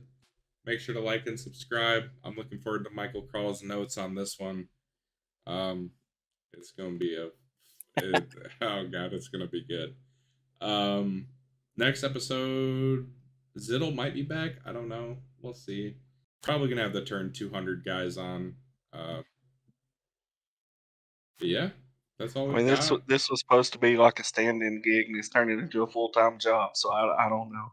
He should show up. Maybe it wouldn't be a full-time job, but yeah, that's it. Like and subscribe. We'll see you guys next time. I won't be drunk, so I won't cry on video, and we'll be good. See you guys.